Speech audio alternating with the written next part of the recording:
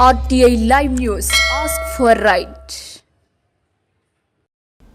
మానవత్వం చాటిన స్థానిక ఎమ్మెల్యే డాక్టర్ తెల్లం వెంకట్రావు నాయకుడే సేవకుడై ఒక నిండు ప్రాణాన్ని కాపాడిన దేవుడు మన ప్రియతమ నాయకులు భద్రాచలం ఎమ్మెల్యే డాక్టర్ తెల్లం వెంకట్రావు.